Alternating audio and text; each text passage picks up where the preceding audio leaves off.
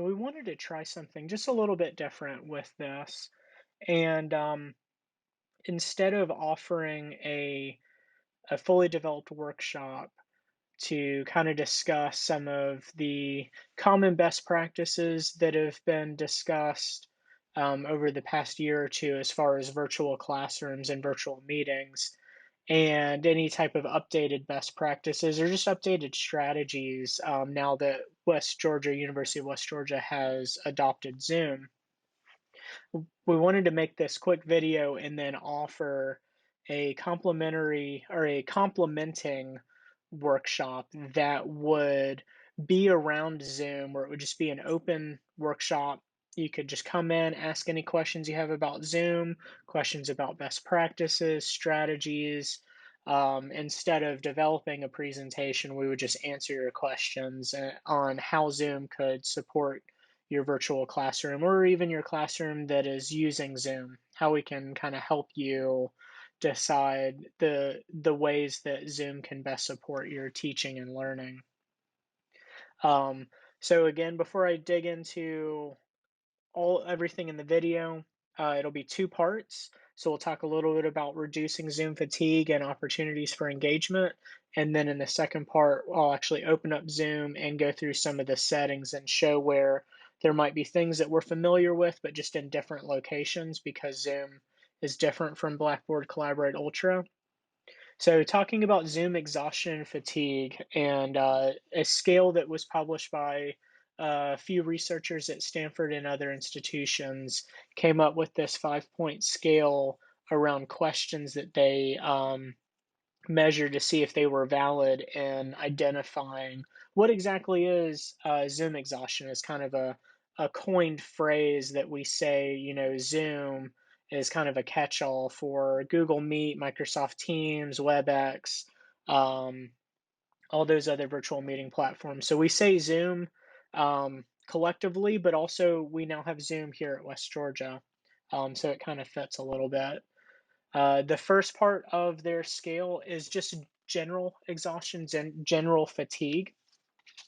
So this could be just feeling tired, physical exhaustion, mentally drained, just general exhaustion or general feeling of being tired, especially in relation to that feeling you get after you're done with a Zoom meeting or a series of back-to-back Zoom meetings that some of us might experience, especially in the past couple years. Um, the next one is visual fatigue. So this is, from just irritated eyes, being strained from too much screen time, whether that's the computer, on Zoom meetings, on our phones, tablets. That visual fatigue really contributes to that Zoom exhaustion. It's hard to stay engaged with the screen for a long time if your eyes are completely strained from too much screen time.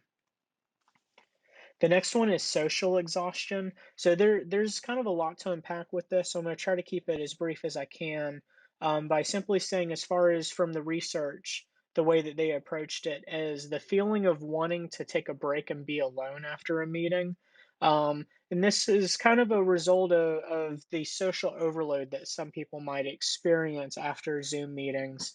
If we think about when we're engaging together, we're interacting in a room, we're not standing extremely close together, and we're definitely not all lined up together facing one person. So when you take that and think about the Zoom gallery view, how we might have a screen full of people that are all very close to that, like shoulders to the top of the head webcam angle, it's really close proximity, and all of those people are close proximity, all on the screen at the same time.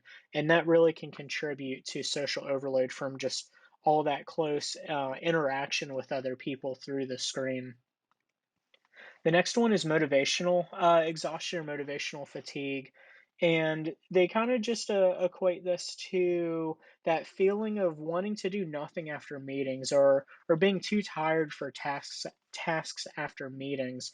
So if you think about being, experiencing social overload and that visual fatigue, that may weigh a little bit on your motivation to want to continue working on the computer. You may want or you may find yourself wanting to take a break.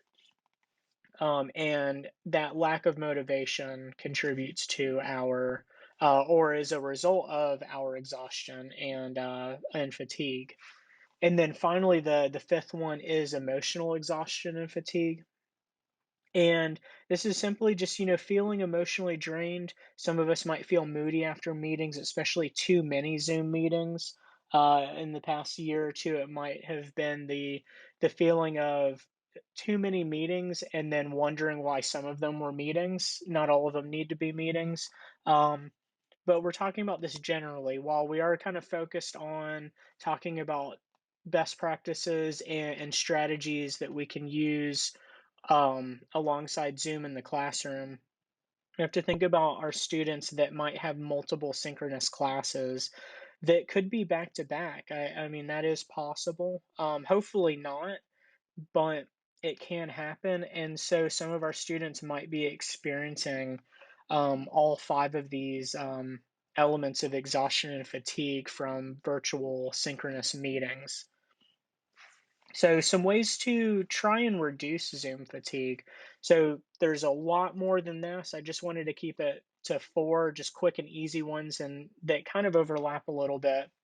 But nonverbal engagement. So, when we think about nonverbals, if we have our webcam on and we're overemphasizing like smiling, frowning, shaking our head, nodding our head, hand gestures, all these social signals and cues that we give each other through nonverbals, those are exhausting when we're trying to express those through the camera. So there's some features on Zoom that can help with nonverbals or offload the nonverbals that we send through the webcam and offload them to things like emojis and nonverbal reactions.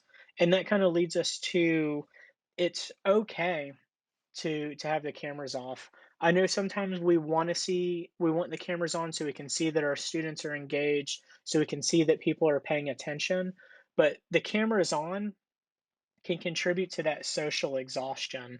And it's not just for the people in the meeting, it's also for us, maybe as the host or the presenter. When the camera's on, we have that little picture of ourselves in the corner of the screen that acts like a virtual mirror. That's also exhausting and contributes to our Zoom exhaustion and fatigue. And there are some features where we can turn off our self view and keep the camera on, but also just be considerate the fact that yeah, we want to be able to see each other in the meeting, but sometimes it's just okay if the cameras are off. Um, we want to manage Zoom fatigue and again manage that social overload. So cameras off and managing social overload. There's a few different strategies and features on Zoom that can accomplish that. Um, but it's just a bullet point. The last one that I have for the video to try to keep it as brief as I can is reduce long stretches of eye gaze. So this could be just including a break in a long meeting. It could be, giving people, permission, not necessarily like telling them they don't have to, that they can turn their cameras off, but just reminding them, it's okay to have your cameras off, or having a physical activity. And that brings me to the next slide, or the last bullet of the next slide, which is a physical activity in a Zoom meeting. Requires no fancy features or buttons in the meeting. It could be something like grab the nearest book that you're reading and hold it up and share, or you don't even have to show it. It's just grab your nearest book and just tell us what book you grabbed, or a neat object. I've seen a lot of times people will grab like their coffee mugs as a physical activity.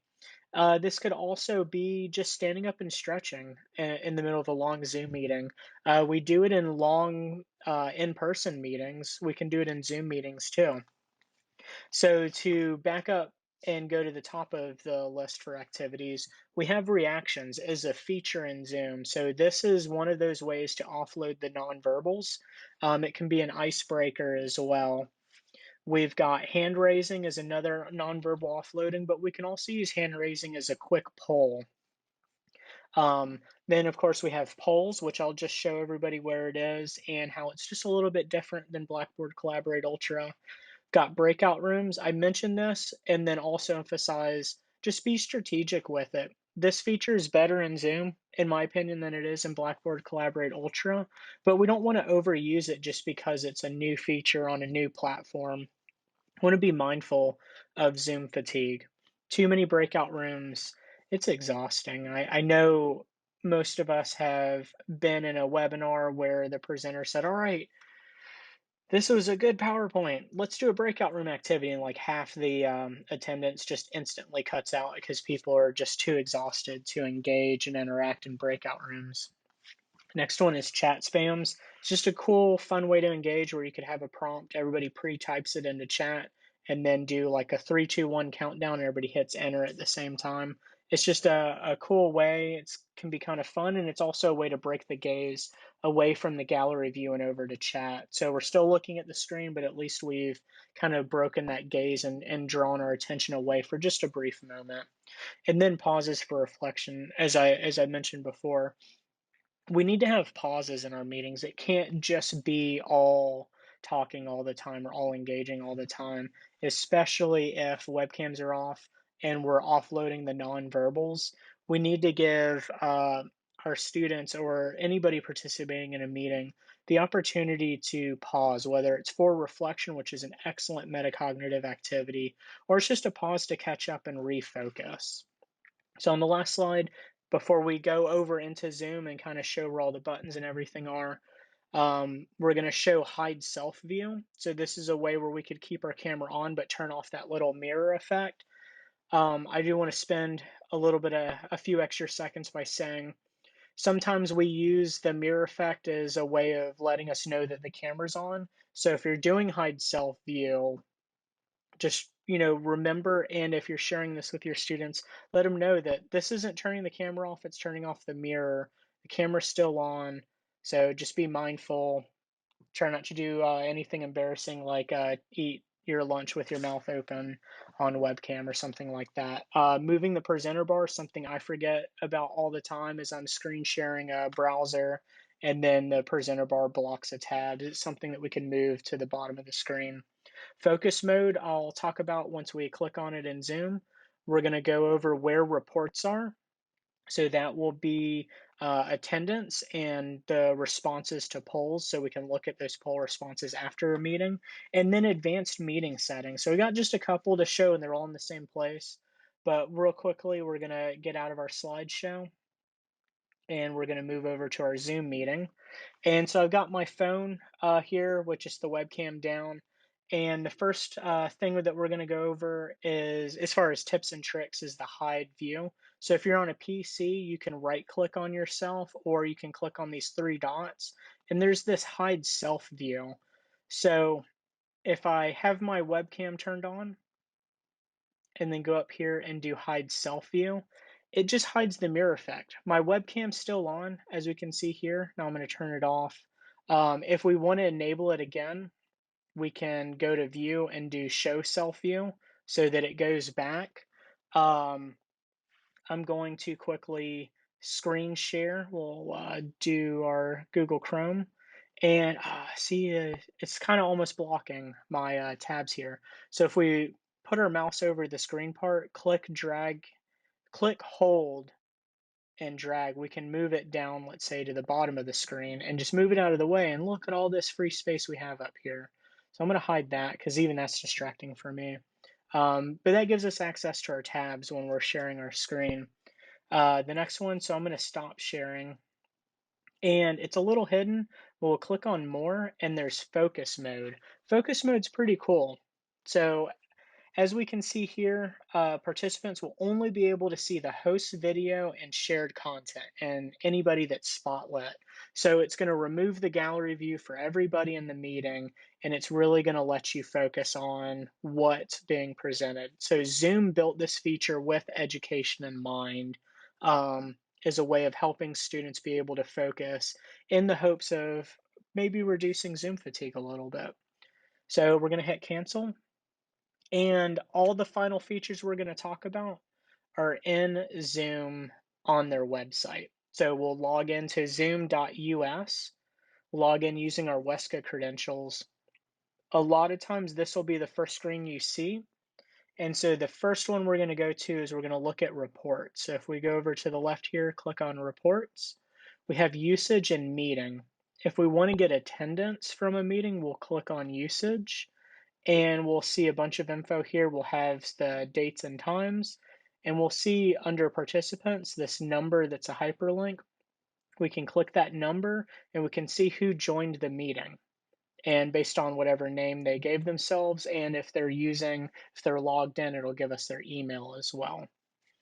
If we click on reports again, we go back to the beginning.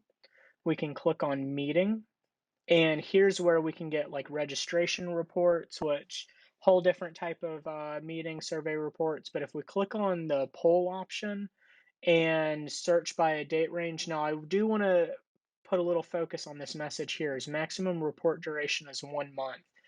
What that means is you can only look at meetings in 1 month intervals. So I can't look at all meetings from, say, September through November. I can only look at the month of September or a 30-day interval, the month of October, November. So if you're looking for a specific meeting, you'll have to know when the meeting happened. You can't just look at all of your meetings throughout the whole semester. You can only look through your meetings in 30-day chunks. And this is important to know, especially if you're thinking about things like looking for attendance on meetings. If you want to go back and look at a specific meeting, you have to filter by that date range. And then finally, advanced meeting settings to kind of wrap this up because my goal was to keep it under 20 minutes to keep it like a mini workshop. So we'll click on settings, we'll click on in meeting basic, and we have a whole bunch of different features. You can visit this and kind of scroll on your own. I just wanted to highlight a couple that were interesting to me because they may or may not be on by default. So the first one is play a sound notification when someone joins or leaves. So you can turn that on here, and you could maybe have it where just hosts and co-hosts hear it. So instead of having that ding noise that we hear when somebody joins or leaves, instead of everybody hearing it, maybe just the host and the co-host can hear it, and that just lets us know when people come and go. Don't have to have it turned on, but it's not always on by default, and the setting exists in your account settings and not in your meeting settings. So I'm going to hit cancel. We'll just leave it to whatever I had. If we scroll down a little bit, we'll find meeting polls and quizzes. That's something that you can turn on. If we scroll further, let's get down to nonverbal feedback is a setting that was off by default. So just to kind of go back to the meeting real quick, nonverbal feedback is this middle row here. The yes, no, slow down, speed up, I'm away. Oops. That's this feature here. So when you turn it on, it'll give you those options under the reaction um, button. Next, underneath it is meeting reactions. You can turn that off and on. You can also limit it to just these. So you could have the applause, thumbs up, laughy, the wow, heart, and celebrate.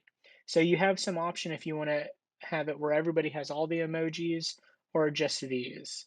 So you have that option to change it. If we scroll down a little bit and go to advanced, this is where we can turn on closed captioning as well as save captions. I find this to be very helpful. This is not a meeting setting, but a global setting in your account settings for all of the meetings that you make. I just recommend turning it on. Zoom auto closed captions, they're okay. They're not the best, they're not the worst, but it can be helpful. And then it'll save those transcripts automatically if you check these boxes. And that is it for Zoom, keeping it just shy of 20 minutes. If you have any questions, you can reach out to the Center for Teaching and Learning. You can get us at ctl@wesca.edu, or you can stop by in person. Um, I guess the last slide of the slideshow is just some of the references that I use. I tried to keep it simple with just three. And that is it. If you have any questions, be on the lookout for the workshop I mentioned at the beginning of this video, as far as just walk-in Zoom help. Just Just show up. And when I say walk in, it'll actually be a workshop on Zoom. Just connect to the meeting with any questions you have on how Zoom can support your classroom, maybe questions on best practices, maybe a feature that's confusing that you need help with that you want to try out in class. Let us know. But thank you for viewing,